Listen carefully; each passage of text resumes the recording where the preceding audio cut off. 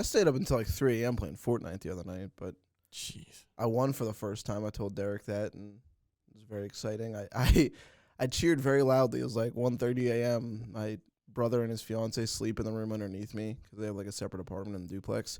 And I was like, I definitely just woke them up because my roommate was in the room with me. Like he was watching. He was like, "You got to win." I had like a legendary gun and like a sword, and I won. And I like high-fived him, like yelling, like cheering, and he's cheering. And then I was like, "Yeah, we probably just woke them up downstairs. They're not gonna be happy." What do you actually win though? Just pride? Well, I've been Adrenaline. playing that game for like 2 months now because I'm not going to mention who introduced me because I know I'll get made fun of. You can Bailey? guess. Was it Bailey? It was Bailey. It was funny because in college I always That was said, 2 minutes and 35 seconds in. You didn't do it. You did it. It was Technically, you did it. in college I tried one round No, of Fortnite. he said I'm not going to mention didn't who it say it. was, I but didn't say it. you were suggesting the mention. It could have been Derek's very anyone. quiet. Derek, we want to hear from you. We deal with How much you care? Like you we deal with tons of names, right? I mean, we're always sticking names and stories, roundups, game stories, feature stories, and sometimes you just get a little lax and just assume that, I talked to this girl, I know her name. But like I said, I got it right in the one story, in the Wrestlers to Watch, but in the story that was talking about Knoch and Slippery Rock forming a varsity team, I instead of calling her by her real name, which is Braley, I called her Kaylee. And nobody called me on it. The only reason I know about it is because I sent Knoch's head coach the questions that we're going to be asking him today. And the one question includes the girl's name. And he texted me today, literally about a half hour ago, and said, "Hey, I just want to let you know that one of our top wrestlers, her name is Braley, not Kaylee." And I said, "Oh, no." And I on my phone in my car in the parking garage, that's where I was. I got onto my phone and got onto the Butler Eagle website, and I searched Braley, Ireland, and the only story that came up there was the one on the Wrestlers to Watch. And I said, uh-oh, that means I must have misidentified her in the story. So I looked up Kaylee, Ireland, and there's the story on. Luckily, it wasn't the lead to the story. Originally it was, but I changed it because I wanted to kind of show the addition of Knoch and Slippery Rock with girls wrestling is kind of part of this burgeoning girls wrestling around the state and around the country. So that's what I went with my lead. But it's like 6 inches into the story. And So when you say lead, like people are listening, what do you mean by that? I don't even know when I work here, but I'm not a journalist. What I mean by lead is like the beginning of the story. Okay. And originally her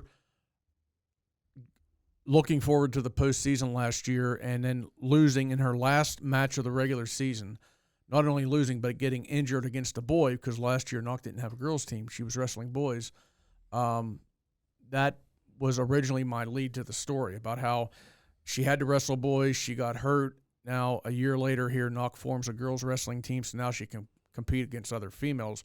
That was originally my lead, and I changed it, which I'm glad I did, but it's still in the story. And I honestly wish people would call me up and say, hey, like the day the story comes out or the next day, say, hey, this girl's name's wrong in the story. I didn't find out until today because the coach texted me regarding the question that I had as part of our interview today.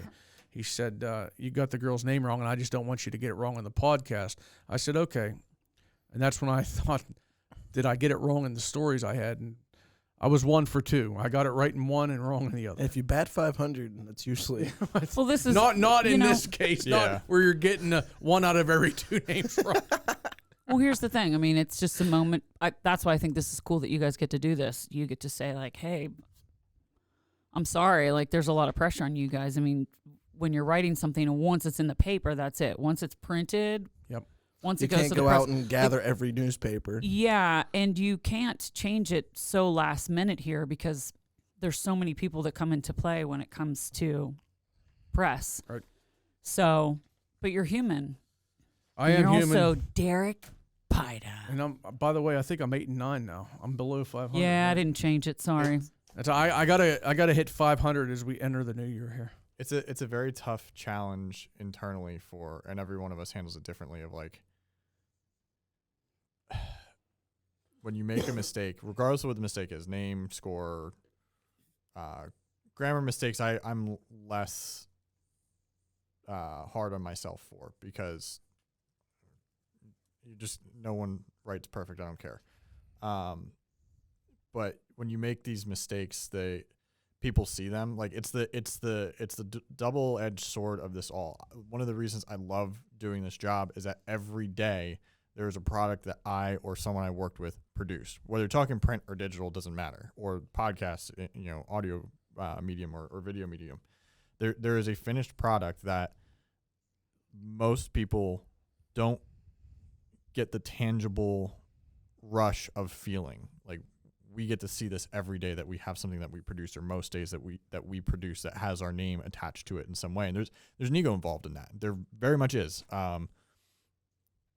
So when you make a mistake, it's something that everyone sees. And unfortunately, people are more likely to see, and this is just psychological, people are more likely to see mistakes than they are to see a success. Mm-hmm. Because when it looks good, you can't tell that it looks good, because it just intrinsically looks good. But when it's wrong, it's very obvious that it's wrong. So when you make that mistake, it hurts. And finding the way to balance it, chastising yourself while also at the same time giving yourself the grace to move forward. We all have had to develop our own ways to manage that. Merry Christmas. Happy New Year.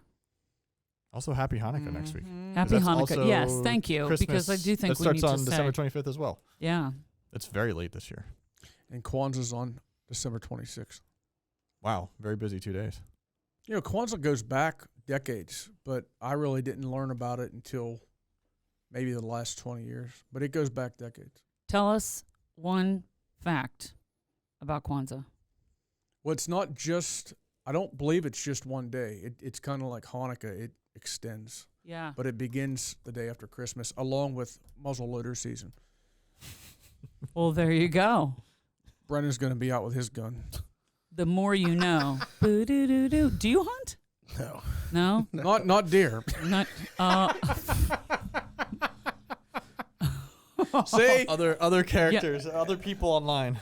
He hunts other people. You just needed to get in a room with Brendan so you could just, I understand hunting, but I also, my dad's listening to this and be like, "You're not my son," but I feel bad. I feel bad for the deer. I will say this: if we didn't have Paul? hunting season, you see the deer that are dead all over the road. People, if we didn't have hunting season, I mean, they'd be running literally everywhere. We have to control it somehow. That's the way I look at it. Yeah, the more we break down the forest, the worse it's going to get. We could go down a rabbit hole if you want. And eat rabbit. Welcome to Eye on Sports, where we delve into the biggest Butler County sports topics. I'm your host, Butler Eagle Sports writer Derek Pyda. Joining me are fellow sports writer Brendan Howe and Eagle Sports editor Jake Merda Adams. Today's episode is sponsored by Robert Stevens Custom Jewelers. Thank you to our sponsors for supporting Eye on Sports. So for 12 college football teams who are focused on the upcoming playoff, congrats to them. Except Ohio State. There's only 11 teams actually focused on this. It's just Ohio State does not care. This does not matter. 2 Power 5 conference teams in particular are focused on the coaches that they just brought in. And in West Virginia's case, it's a coach they brought back in Rich Rodriguez. And at UNC down in Chapel Hill, it's a coach that has, as far as I know, has never had any coaching experience in college. Certainly no head coaching experience. And we're talking about former Patriots coach Bill Belichick. He's going to be coaching the Tar Heels. Brendan, what are your thoughts on both of these moves, or just one? What sticks out for you about 72-year-old Bill Belichick going to the college ranks and Rich Rodriguez coming back to WVU? So it comes back to Ohio State, and after they lost to Michigan, I'm upset, and I say Ryan Day should be fired and stuff like that. And my brother said that Ohio State should bring Urban Meyer back as coach. And when he said that, Urban Meyer had a great run at Ohio State, probably the best of any coach ever, never lost to Michigan. I said that the game has passed Urban Meyer up, and he's only been out of it for 5 years. So the fact that West Virginia, who is in a major conference in the Big 12, is bringing back an old coach and trying to recapture this nostalgia, he's never going to have the teams like he did in the late 2000s with, the 13-9 game at Pitt. They could have gone to the national championship. And Bill Belichick, what does he know about current college football? He's been in the pros. He had a year off with his 24-year-old girlfriend. Like, he knows about 24-year-olds. That's what we should focus on right there, the 24-year-old girlfriend. But, like, I don't think Belichick really knows what he's stepping into with, you see the transfer portal, and I have notifications on my phone from Hayes Fawcett, who's, like, really big with On3 and the graphics and, like, the new age sort of stuff. And every day I'm getting, like, 20 notifications, like, this person's entered the transfer portal. This person has entered the transfer portal. It's like, I don't think he understands. These guys aren't under contract for years and years under your thumb. Like, if they want to leave, if they don't like you, they're going to leave. So I don't really understand the fact that they're going to older coaches or coaches that are kind of, I would say, in the back nine of their career when they could go younger. Back nine, I think Belichick's already in the clubhouse. I think going younger is smarter because... Well, they did go younger. He's younger than Mac Brown. Oh, my God. Yeah, that's technically true. But going with guys with more energy, who relate to the players more, who can kind of, I don't know, stroke their egos a little bit and get them to stay around and get them to buy in, I think that would have been a better move for those teams. Jake? UNC is giving Belichick and his staff a $20 million endowment. They're going to raise a whole bunch more money in NIL that they did not raise under Mac Brown. I think that's going to sway some kids right now. The teams that give the biggest pot of money to their football team are the ones that, at least in theory, should be able to build some level of success for a few years. No one's deluding themselves into thinking that Bill Belichick is going to stick around for more than 5 years, if he even stays that long.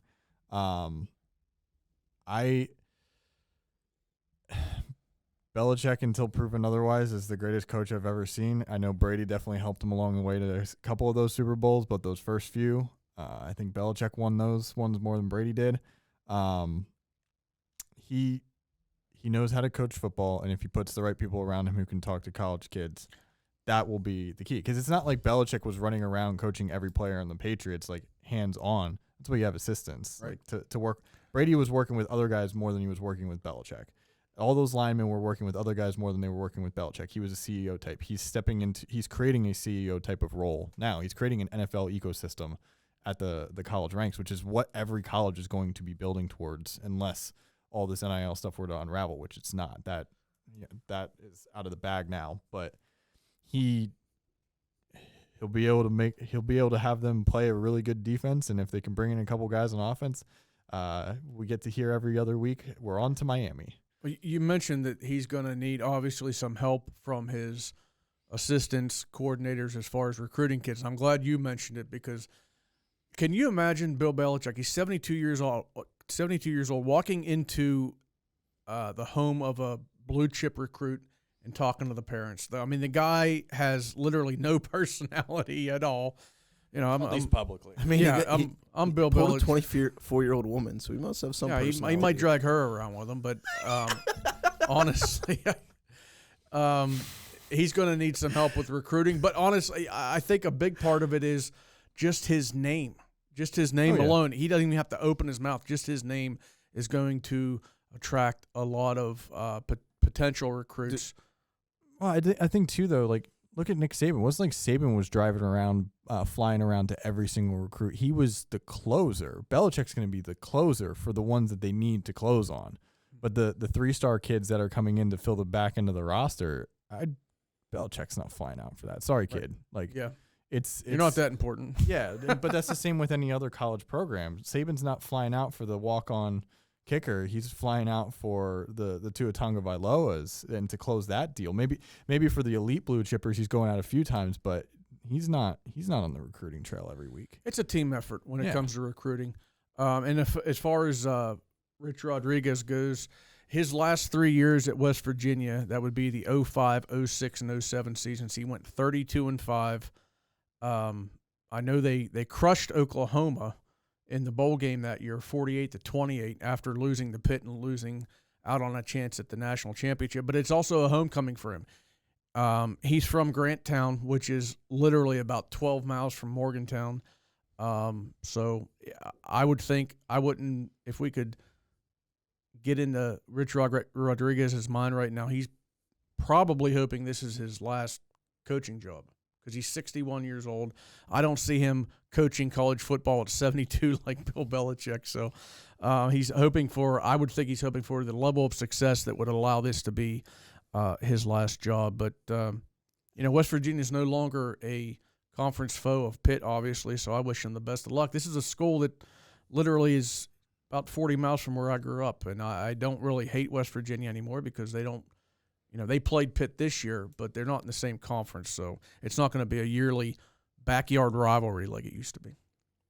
Don't have to be in the same conference to hate a team. Well, that's for sure. I hate the Eagles. There it is. We went 15 minutes? It was a peaceful Sunday. Brendan did not text me. He did not wish me ill. It was peaceful for you. He texted me. After. He texted me, I guarantee. You don't like, I was mocking the Eagles during part of that game. So it's not like I'm sitting there like that makes gloating. me feel so much better. Don't you feel better now? It went from 17-3 to 17-13. Sarcasm. Were you nervous at all at that point? I mean, of course, a little bit, but I'm not super worried about this stretch of the season. Not that I don't respect the Steelers in that sense, but at this point, I just want to get into the playoffs healthy. And increasingly, Detroit is falling apart at the seams right now. So maybe there's an opening in the NFC for the Eagles to squeeze Minnesota against the Bills. I'm not scared of Minnesota, especially in those all whites they wore last night. I didn't realize that they're 11. They look like surgeons. They're all 11-2 now. It's a 3-way tie, and the Eagles don't have the tiebreaker against either of them. So that's why I was rooting for Minnesota to lose last night and then beat Detroit. Much like Will, I like Justin Jefferson. I think he's a pretty cool wide receiver. He's awesome. He's incredible. No, the first two plays that the Eagles called on offense was a deep seam route to Grant Calcaterra and then a slant route to A.J. Brown, which is what all of the analytics people and reporters have been calling for them to do for the last 8 weeks with their passing game. And I texted a buddy of mine and said, this team has the largest rabbit ears I have ever seen while claiming that they don't hear anyone. They are laughable because they did exactly what everyone's calling. And the only reason they didn't call that slant pass on the first play was to make it look like they weren't having rabbit ears, which showed me that they had more rabbit ears than they want to admit. I was just mocking this team the entire time. And then when Barkley went down for a little bit, I got anxious, but then I had to drive into the office. So halftime, I got to chill out for a minute. Eagles, Steelers, next time the Steelers have a chance to beat Philadelphia in Philadelphia would be, 8 seasons from now? So mark it on your calendars. 2032. I'll be in my mid-30s. You'll be an old man. Would you be mad if I called you Brenda Howe? Braden Howe? I've been called Jack so many times. Did you ever play the computer game You Don't Know Jack? No. Trivia questions. It's awesome. And it's like all sports related. Someone texted me and called me Brandon the other day. I forget who it was, though. I'm not sure I answered them. Like experiencing it. There we go. My chance. This isn't your trivia question, but I'm sure you know the answer. Monday Night Football has been around for how long? 1970. 1970. So there is one team that has more wins on Monday Night Football than all the rest. Who's that team? Is this my question? Yeah. Oh, Steelers. They've been on more than everyone else, I think, too. See, the Rice question a few weeks ago helped me out there because the obvious answer would be the Steelers, and I went with the obvious answer this time.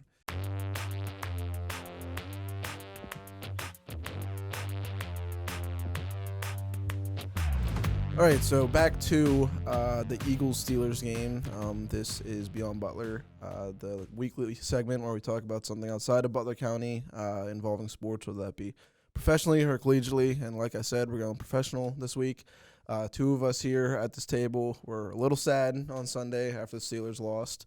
One of us might have swore at the TV a few times. I'm sad, too. Come on, Derek. So what I want to talk about here today is something I'm sure Jake is in favor of with the tush push or the brotherly shove or whatever you want to call this stupid play. It's a good nickname. What do you guys think of this play, and do you think it is a fair play to have in NFL play? I think this is just thrown in here to attack me. Just because you couldn't win on the football field, now you got to try to win an argument about play. It's not like it's a play that only any team can do it. Yeah. And if you don't want the tush push against you, then don't let a team get down that close. It's ridiculously boring. Like it sets up no drama. Fourth and So one. is an extra point, buddy. Extra points are boring. 4th and 1 should be a play that provides some excitement if you go for it. But if you line up and everyone is literally in the same part of the field, all 22 guys, and you just pile up, there's nothing fun about that. Like there's nothing. What's fun about watching a team kneel the ball at the end of the game? A lot of people believe that you should have to run an actual play, even if you're up by 7 points with 10 seconds to go and you got the ball. What about that? Because that's boring. With Tony Dungy, is that who had the miracle at the Meadowlands? Herman The Edwards. first Herman Edwards. One of the Yeah. coaches from then. But here's the thing. It's not a guaranteed play. The Eagles have been stopped on that. They're one of the more successful teams with it. They invented it, and Jalen Hurts has incredibly strong legs, as everyone likes to point out. But it's still, like an 80-85% success rate? It can be stopped. What I would do if you're trying to guard against the tush push or the brotherly shove is, I guess, I've never heard that one. Get a defensive lineman that's literally about 380 pounds. Don't even have him get in a 4-point stance. Just lay him right on the other side of the line of scrimmage. And then, lineman can't push forward if there's a guy who's guts sticking up 2 feet off the ground. What you're saying is we need a Casey Hampton. That's who we need. Yeah, Casey Hampton, just lay him. William the Refrigerator Perry. Lay him across just on the other side of the line of scrimmage. Then offensive lineman can't move forward because Philly has a big defensive lineman. Jalen Carter. He likes to smack people in the head before a punt. So, okay. Like a Steeler player hasn't ever done anything wrong ever in a play. Hey, what's his name? Washington was his first name. I always forget. It's not Dwayne, right? George Washington, the tight end. Darnell. His play was completely fair, and then Philly starts throwing punches. No. Don't play. Hey, the I'm Steelers just not when the gonna Steelers win, they deserve to win. When they lose, they deserve to lose. They deserved to lose the other day. They did. The NFL wasn't going to ban that. If the NFL didn't ban the play last offseason, they are not going to ban it anymore. That ship has sailed. Did you see what Calvin Austin said after the game? Like, because he was involved in that scuffle. Yeah, he ran up and he tried to clock Quinyon Mitchell. He just sprinting punch right into the side of the head. Good for him. Little 5'7" receiver. Hey, he could beat us all up probably at once. Well, he could, but yeah, he's also half the size of Darnell Washington and everyone else on that field. I actually have gotten blocked that far. The first time I ever played organized football, we had a scrimmage, and I ended up being teammates with this guy. But he was this big guy. I'm this tiny little 5th grader. He blocked me into the back of the end zone. I could not break off his block because he would very fairly put his hands in my shoulder pads like you're taught to do and drive me back. It is not a good feeling. I understand. What were you, 90 pounds at the time? Yeah, I was pretty small. I understand why Washington pushed him all the way back to the padding there, because you just have that much control over him, man. You're gonna just do this until. But it got to the point where it's okay, play is clearly ended, buddy. Let go. That was all I'm saying to do is all right, this just took this a little too far, but okay. Do you think that the Steelers are still mad about what A.J. Brown did a few years ago, where he scored the touchdown, he stood up and he was 1, 2, 3, and he pointed at the guy? Someone wrote, the Pittsburgh media wrote that was the reason that the Steelers were so feisty to begin the game was because of what happened. These guys are no. Ion Sports Podcast is proudly participating in Movember's annual fundraising campaign, which encourages people to sign up at Movember.com, grow a mustache, move to commit to walking or running 60 miles, host a virtual event, or mow your own way. Mow Your Own Way is a choose-your-own-adventure activity and allows people to pick how they want to support Movember. The new challenge could include riding your motorcycle across the country or doing 100 burpees, and allows supporters to participate and not be limited by what they want to do. All the support will change the face of men's health, raising funds and awareness for mental health and suicide prevention, prostate cancer, and testicular cancer. The Ion Sports Podcast team, along with Butler Eagle Sports writers, have a goal to raise $1,000 for the month of Movember.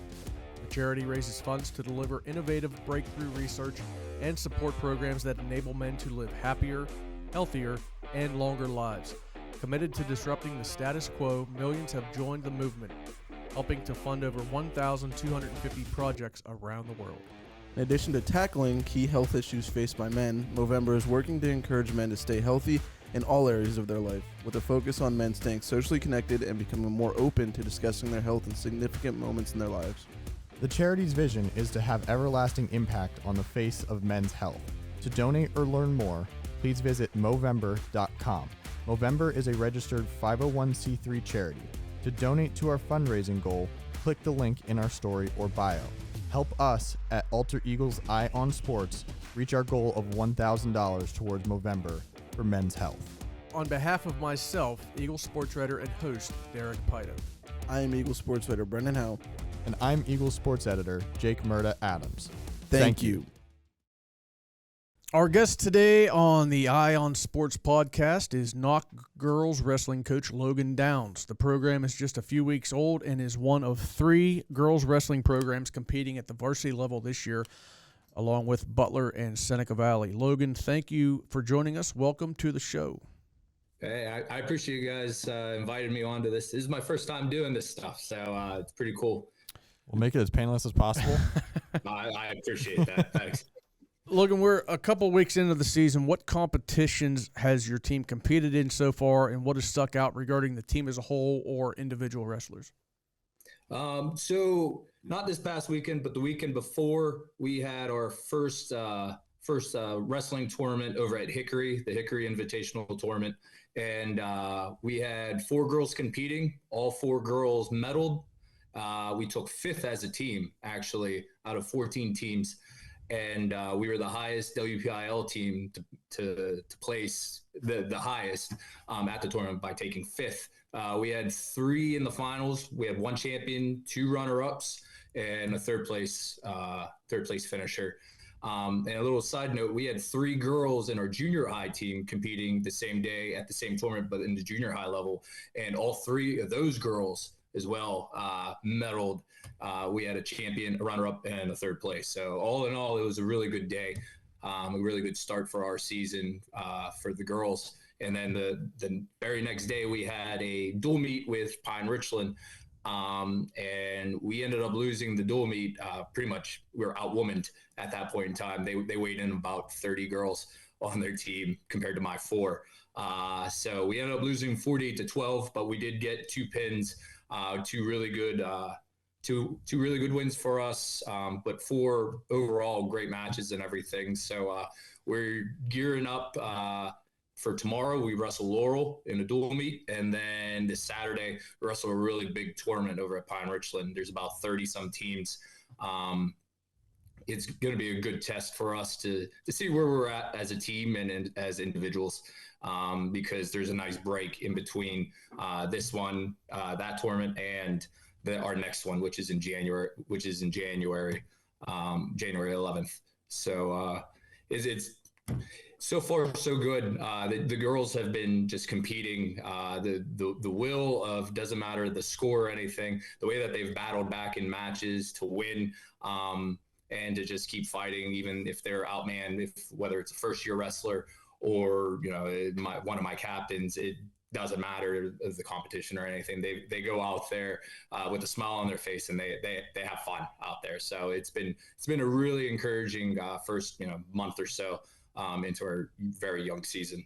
So how many girls did you say you have? 4? Do you have more on the team? I have 7 total. I have 3 that are hurt right now. I have one that had surgery actually Friday before our first tournament, Merda Lojevic. She's a senior. She ended up having shoulder surgery, so she's out for the year, unfortunately. And then I have 2 other ones that are hopefully back within the next month. So right now I have 4 girls that are actually competing and everything right now. Yeah, so when did Miranda get hurt? I know she was supposed to be pretty big for you guys, right? Yeah, she got hurt. I believe it was during the preseason. I think she was somewhere in Nebraska or somewhere, some all-star team. She ended up hurting her shoulder, and we tried prolonging it. We tried seeing, how she would do and closer to with breaks and closer to the season, but she couldn't stand the pain anymore, and she ended up getting an MRI, and unfortunately, she had a tear in her shoulder, and her with her college scholarship and everything like that. She's going to Hastings University, or Hastings College, I think it's called, over in Nebraska. She just felt it was the right time to do it, just because college women's wrestling wrestles freestyle rather than to high school folk style in Pennsylvania. So she wanted to get the surgery over and done with, so she was in time to start wrestling in the spring to compete for Fargo towards the later part of the summer. So she felt it was her best interest, and I supported her. It was her choice and everything. And but she's still one of my captains and everything. She comes to every practice. She sits in the corner with me. She takes pictures for the girls, for the Instagram and everything like that for them. She helps coach and everything. She says, she's saying things before I even say, to stay in a good stance or watch your body positioning, or she'll let them know how much time's left. So she's kind of like my miniature assistant coach. I told her, it looks good on her. Like she has a future in the coaching for sure. But yeah, it's devastating to her. I know she's bummed out about it. So, and so am I, because I watched, videos of her and everything, just so I could get, used to, her style and everything, so I could help her out. And, I was really looking forward to it, but God had a plan, and wrestling her senior year was not a part of it, apparently. So Yeah, so has that allowed any other girls to kind of step up as leaders, or do you expect anyone to do that? Yeah, actually, I named her and Braylee Ireland my captains at the beginning of the year, and Braylee has taken that leadership, tenfold. She's on the mat. She's the leader on the mat. She tells the girl. She relates things that I relate to her, whether it's like meetings or what they need to do or what they need to watch. She monitors the girls' weights during the day. If we have like a weigh-in, she makes sure that the girls are at practice, or contacting me if they're not going to be able to make it. She's a leader on and off the mat, and honestly, she's a big help. Regarding Braylee, I know she went 12-10 last year against all male competition, and she got hurt right before the postseason, so that kind of derailed what she would have been able to do in the girls' tournament at Whitbills. But what does she do well on the mat? What makes her a good wrestler, and one that has obviously high hopes for this season? You kind of like hinted at it. The fact that she wasn't able to compete in the postseason, I know that drives her more, because she feels that she could have gone far. So her being on the mat, she's just a sponge of information. If I say something to her about a technique, or like something to where she needs to watch out, she pays attention, and she either asks the question of, I don't know what you mean, show me what you mean, or she quickly adapts to it. She's an ultimate competitor. She loves the sport. She breathes, eats, and sleeps wrestling pretty much. So she's just really fun to coach at everything. And she's far from perfect, and most of my girls are. But that's the beauty of it, because we're all in this together, and we're all learning together. And each day, each week, she's getting better and better. So I'm really looking forward to seeing her progress and the girls' progress. But especially to this week and everything, there's going to be really good competition for her and the girls. And I'm looking forward to seeing her leadership stepping up and being there for her teammates. I'm going to ask you a couple questions about your wrestlers right now, but tell us a little bit about yourself, Logan. What's your wrestling history, competing, coaching? Where'd you come from, basically? All right, so I'm 38 years old, and I started wrestling while I was 7, and I've been involved with wrestling since then, every year. So about 31 years, I've been either a wrestler or I've been a coach. My dad got me at a really young age into wrestling and everything, and at that point in time, I thought wrestling was like WWF, WWE, the fake stuff, because I was a huge Hulk Hogan fan. I was Hulkamaniac growing up. And so I came home one day, and he told me that he signed me up to wrestle. And I was going nuts. I was trying to rip my shirt like Hulk Hogan. And what are you doing? I was like, oh, I'm practicing. He's like, no, kid. Let me show you. Cause he used to wrestle and he wanted just something for me to learn how to protect myself. I was a little kid. I was very sensitive. And before even my first practice, like I knew pretty much every basic that I needed to know to start off. And my dad really didn't really force, I should say. He was very involved in my evolution of wrestling and taking me to tournaments, and my mother taking me to practices if he couldn't make it. And we traveled everywhere, honestly. And so it was just an everyday thing that my younger twin sisters would climb along, and sometimes it'd be just us, sometimes it'd be with the team. And it's just every year it was I gotten better because I wanted to.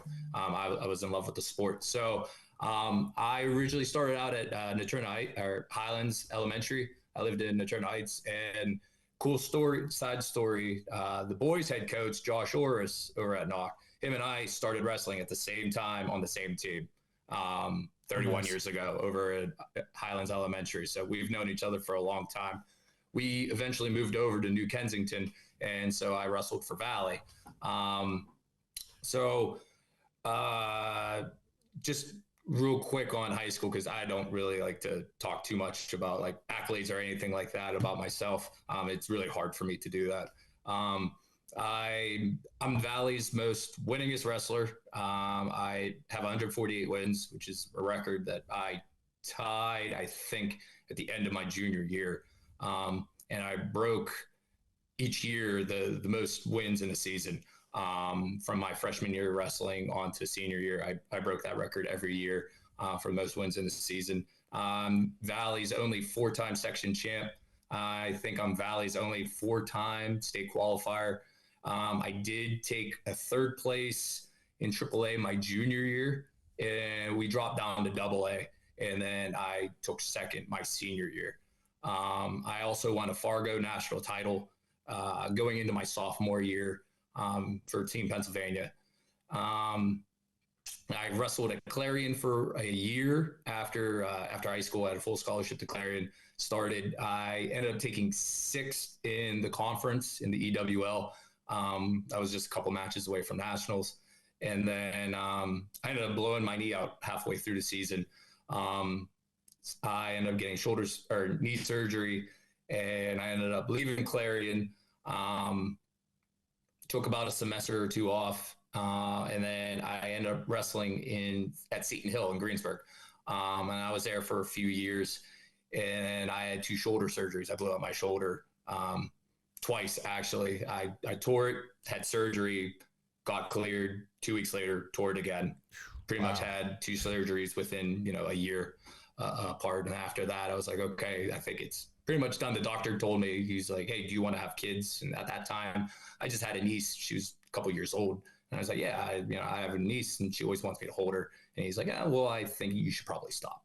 Mm-hmm. So at that point in time, I said, okay, I guess it's time to work in the real world and everything. And then I started coaching right there. Highlands had a coaching job opportunity for me to be head coach right out of the gate. I did that for a couple years. And then work kind of got in the way, so I needed to take more of an assistant role. So I've been involved with coaching for about 15 years now. I've been at Highlands. I've been at Highlands High School. I've been at Armstrong High School, Norwin High School, and then the last couple years before I came to Knoch, I was at Burl Elementary helping them out a little bit. In that time, I've had 2 handfuls of state qualifiers. I've had a high school state champ. I've had a high school runner-up, a couple Whitfield champions. So I've been blessed, and I've been very lucky to have success on and off the mat. And coaching girls wasn't on my bingo card, honestly. But the big guy upstairs, presented an opportunity. And I talked it over with my my fiance and my family, and it seemed like it was meant to be. So here I am, and you know what? I'm absolutely having a ball. This might be my favorite year coaching, honestly. Logan, we've already talked a little bit about Miranda and, of course, Braley. Miranda's done for the year, unfortunately, and Braley obviously has high hopes for what she could do this year. Your other wrestlers, what kind of previous experience, if any, do those girls have in the sport? Yeah, so I pretty much all my girls have wrestled other than one. And she's been hurt, so she's kind of more on the 8 ball right now. Lily, but she seems to really like it, and she seems to be a natural. We just need to get her more mat time. But the other girls, Karma 40, Michaela Pathatel, and Bella Ross, they've all wrestled before. Michaela and Karma are junior high state qualifiers, and I believe Karma was a round away from medaling last year.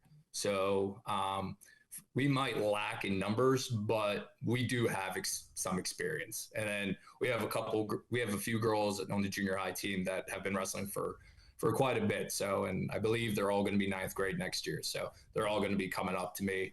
And so what we lack in numbers, experience, we're going to be okay. We're going to take our lumps in the very beginning, because the junior high and varsity, that's a big step, and it's just an adjustment. But the girls work hard, they have fun, what they do and everything. So that's going to be easy. They'll take care of itself. So you mentioned kind of having fun with everything there. Could you take us into a practice and the mood or atmosphere of you guys' practices? Yeah, we practice with the boys. The girls they practice separate, but we're in the room together. And honestly, the room. My philosophy that I've gained over the last couple of years is that you do have to have fun. Like this might not be a very high paying job. I don't consider it a job, but it's still a job. And I always try being positive and having fun while you work. So the fact that we could be serious and we drill and we talk about doing things the right way and focusing and being in the right position, but having fun doing it. I could throw jokes in, or I could joke around with somebody as like I'm explaining on how to do a certain drill or do a certain technique, and I could get them to laugh and I could get them to loosen up a little bit. And that's pretty much our practice. We might have fun. We might joke around and everything, but it's the room gets hot. Like if you stand outside our gym door, it fogs up. And once it starts fogging up, you know that it's a really good practice, because then no one is taking it very lightly. Everyone is focused, but like I said, the main thing is to have fun with it, not to put too much pressure onto themselves or anything like that, because it is a sport, but we are learning valuable tools for growing up after high school, because unfortunately not everybody's going to grow up to be a Kale Sanderson, a Jordan Burroughs, where they're wrestling for Olympic gold medals or anything like that. But they are taking those valuable lessons of what we teach about hard work, having fun, having pride in what they do. We're teaching that so they could do that once they are carpenters, once they are business managers and everything, whatever they do after high school, because that's the most important thing. So it's just, it might be hard. They might be sweating. There might be a couple bloody noses and everything, because of like our kids go after it. And so does my girls. Like sometimes it's one of those like cartoon fights where it's just a giant cloud and there's arms and legs are sticking out and everything like that. But they love the scrap, and it's fun to see, because sometimes I don't even have to say anything. I just sit back and I just watch, and hey, great job. So it's enjoyable to be in the room. What does it mean for you and for the girls to have this season, to have this now a team instead of, just wrestling individually or wrestling with the boys? This is your own thing that you own now. What does it mean for you and them?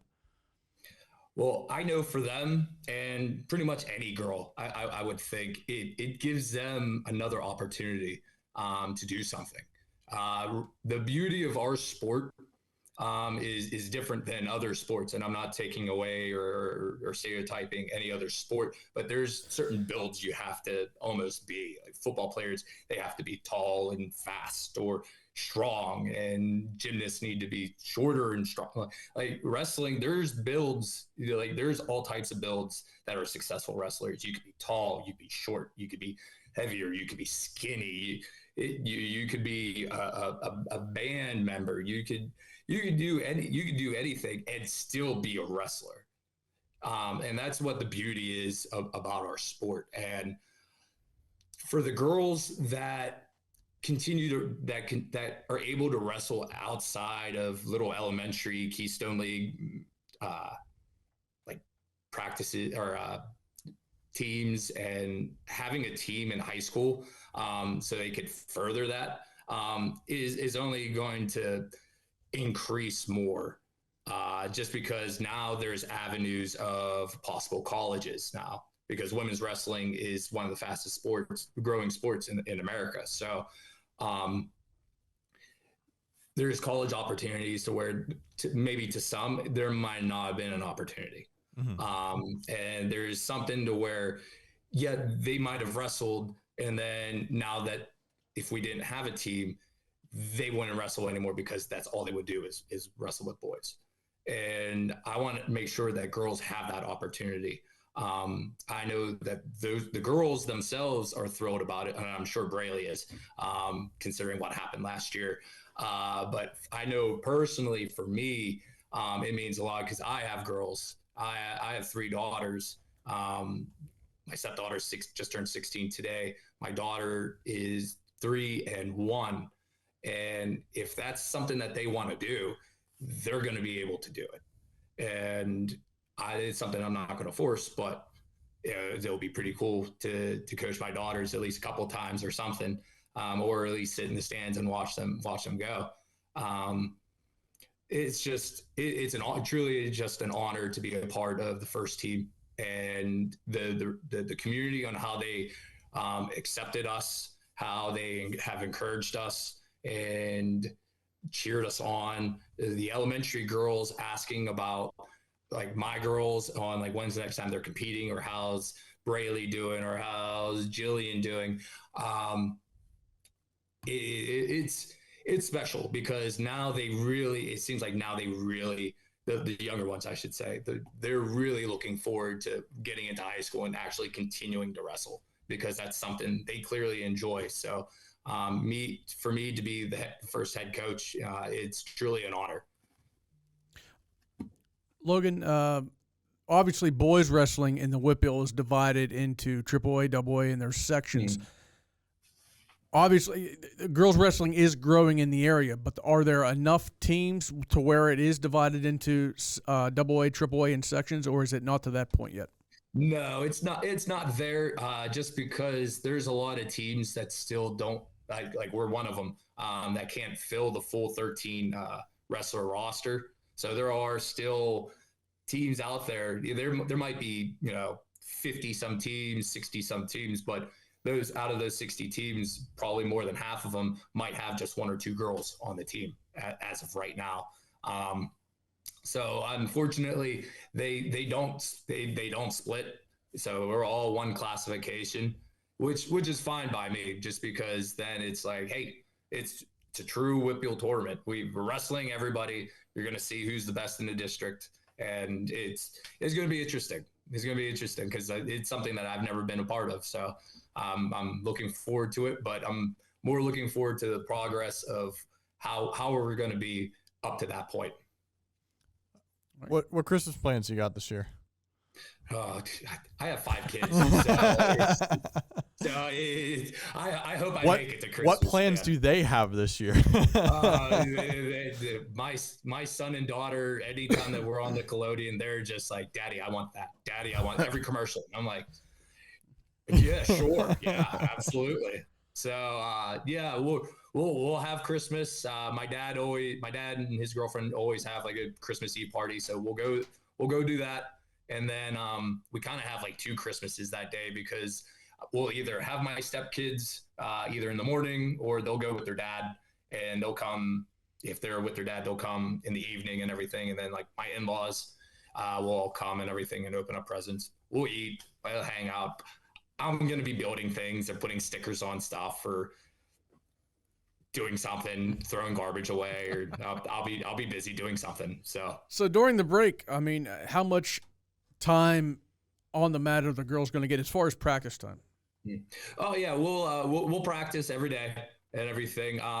Whether it's in the morning, whether it's in the evening, we do have we're able to have a building because Knoch, I believe, closes and everything, so we can't use the room. But I believe that we have another room that we're able to have the girls on the mat, and then if the girls want to, if they need to go to their clubs or whatever, there's plenty of clubs to go and get a workout in and everything. As long as they're healthy, as long as they're being mindful, and if they are on the mat somewhere, they're trying either technique that we're doing, or if they find out something and they seem to like it, then they'll let me know, hopefully, and then we could work on it and everything. But it's a lot different than what it was whenever at least I was in high school. I graduated high school in 2005, and there was only just a handful of clubs at that point in time. Clubs wasn't really big. Now there's clubs everywhere. There's Mat Factory here in Lower Burl where I'm at. There's Spartan Wrestling Club, which is in Freeport. There's Young Guns, which they're a nationally known club. There's Pride over at Kiski. They have girl sessions and everything. Doug Joseph runs, and there's a ton of All-American and everything. So if we're not able to get on the mat together and everything, I'll make sure that they get the workouts in, because I want them to enjoy the holiday, but we still got a job to do when March time comes. So I want to make sure that they get some kind of workout in. Are you hoping to get a Hulk Hogan shirt for Christmas, or? Oh, brother, let me tell you, Hulk Hogan, I still watch it. It's awesome. How about snap it to a Slim Jim? Oh yeah, brother. My son, he just turned 3 a couple weeks ago, and he loves wrestling. He loves the amateur wrestling when I take him to practices, and he loves watching the studio wrestling at home. We were just watching wrestling last night, WWE Raw. And he loves it. So we watch it all the time, and he gets excited when he notices certain ones that he likes and everything. So if I get one, cool. If not, I might have to go buy one. All right, Logan Downs, Knoch girls wrestling coach. Logan, we appreciate your time. Good luck to you and the girls, and have a great holiday. Yeah, you guys too. I appreciate the time and everything. This was fun. Thanks, Logan. See you guys. See you. All right, with Christmas just around the corner next week, we're going to have a little bit of holiday fun here. Each of us is going to give an answer to the following questions. Brendan, we're going to start with you. What is your favorite sports-themed Christmas gift that you have received? My parents would get us Madden every year for Christmas, so me and my brother would start, right after we open gifts, we'd go downstairs and start a franchise together and play. It would usually be in the same division, so we played twice, and then, I like to rebuild teams who just like to win right away. So Madden 11, I still play it every now and then. It is almost 15-year-old game. Yeah. Disc still works in the PS2, so I got to go with that one. Jake? I got a Midnight Black Brian Dawkins jersey, like the authentic ones, a few years ago from my then girlfriend. That was probably my favorite, just because I couldn't afford that on my own money. What about you, Derek? I got I called it the football Bible. It's called Total Football 2. It came out in the 1990s. It's basically an NFL encyclopedia. But this thing's about, literally, I was going to bring it in today, but it weighs like 13 pounds. It's about 2,000 pages long. And this is back in the day before Pro Football Reference. This book had everything. And even if you played one game in the NFL, your name was in there. Career stats for everybody, 2 or 3 paragraph roundups for each playoff game played in NFL history. I can't tell you how many hours I spent just with my nose in that book, and We can tell. I love it. I love it. I still have it. Maybe I'll show it to you one day. It weighs 13 pounds. Next question is, Jake, we're going to go to you first on this one. Favorite Christmas movie? It's a tie for me between How the Grinch Stole Christmas, the Jim Carrey version, because I was like 8 when that came out, or A Charlie Brown Christmas. I like the Charlie Brown movies. I think they're all really cute. And my mom always used to watch those when I was a kid. So it's a tie for those two. Brendan. I have to go with the Grinch movies as well, but I like the animated ones. The new one was pretty good too. Have you ever seen Christmas Carol with Jim Carrey? That's a good one. I think so. Not actually. But it's a good one. But I would say my favorite, I'm going to old school. It's a Wonderful Life. I love it. It's a Wonderful Life. I'm right there with you. It's Still never seen it. if I want to What? What's that one with the gun, the red rifle gun? well, that's Christmas Story. I've never watched that movie. In Oh its my entirety. gosh. Well, if I want to laugh, it's the Chevy Chase Christmas Vacation. But if you want to get in the spirit of Christmas and forget about a Steelers loss, you sit down and you watch Black and White, because that was the original It's a Wonderful Life with Indiana's own Jimmy Stewart. It's so good. I hear you. Here's you. All right, Brendan. Of all the Christmas characters out there, cartoon, movie, you got one chance to slug a Christmas character in the face without any repercussions. Who is it? I want to play this game. the train conductor from Polar Express. Oh, Tom I Hanks. hate that movie. Oh, you hate the movie? I hate that old movie. I love that movie. I'm going to be really controversial, and if Mallory hears this, because she was just watching this last night, she might hit me for it. Tim Allen's Santa Claus. I don't like him in those movies. He's just an ornery old jerk and becomes Santa, and he just continues being Tim Allen the entire time, and I just don't like him. I don't like those movies either. I think there's something there with, like, I don't like the movies. I don't like him in those movies, and but I can't think of anyone else either. Billy Bob Thornton's character in Bad Santa, because he takes advantage of Lauren Graham. I'd like to slug him in the face. But my number one would be Scott Farkus in Christmas Story, which Brendan here's never seen. Picks on those kids the whole movie, and then finally at the end, Ralphie.